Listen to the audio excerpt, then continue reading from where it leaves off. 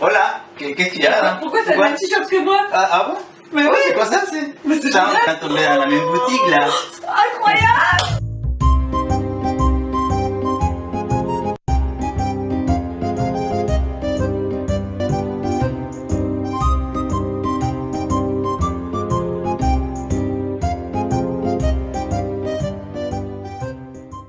Hola, hola, ¿cómo están todos? Salut tout le monde. Qui est derrière la caméra? Coco est là, il a mis une jolie casquette pour mettre un peu de gaieté dans nos cœurs. Aujourd'hui, on va cuisiner un petit plat qu'on pourrait faire comme repas ou comme apéro. Génial. Et c'est facile, et c'est rapide, et c'est pas cher. On va faire la pâte de Teresa parce que Teresa te pone la mesa pour faire una empanada. Je pense que pour faire de bonnes empanadas, Marion et tout le monde qui est là-bas, que c'est important d'avoir une bonne pâte croustillant Ah oui, si c'est tout mou, et ça va rien. gourmande, Et sabroso, rico.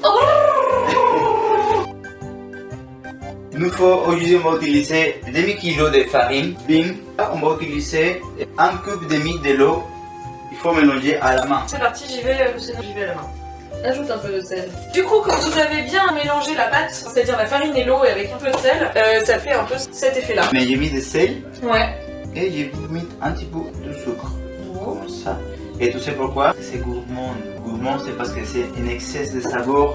Un excès Très, de saveur. oui, c'est explosif. Et les pâtes, elle est déjà bien compacte. Et farine, de l'eau, sel et un petit peu de sucre. On va les faire incorporer le matériel au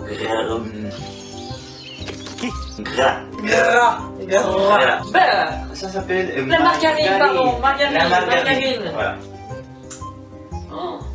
On met beaucoup de farine parce que ça c'est la technique de Teresa. On a déjà fait un lit de pâte. Et là, on va mettre du beurre. La margarine. On va Alors, c'est vrai faire que chez nous, on aime bien le gras. juste la moitié. Et on va faire ça. Oh, un sandwich de beurre. Et on va s'aider avec. Un rouleau. Et si vous savez pas de rouleau, une bouteille, c'est la solution. Comme Thérèse elle a dit, on commence comme ça. Et c'est important de mettre la margarine aux températures ambiante.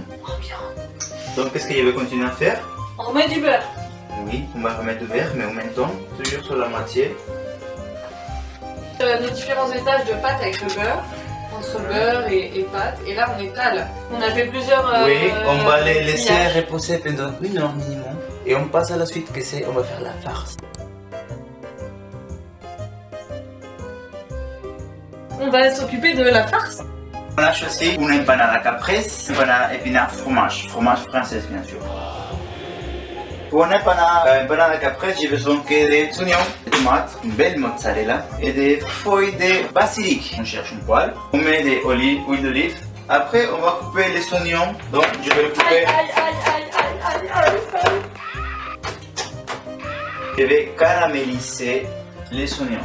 Donc, Oh. on va couper les tomates. Ok.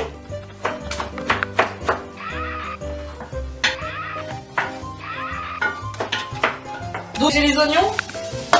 Et je mets du poivre et je mets du sel. Et du amor. Les oignons, ils ont bien caramélisé. Donc je vais rajouter les tomates dedans, dans la poêle. Ce que vous pouvez rajouter dans la poêle avec les tomates et les oignons, c'est un peu de piment d'Espelette.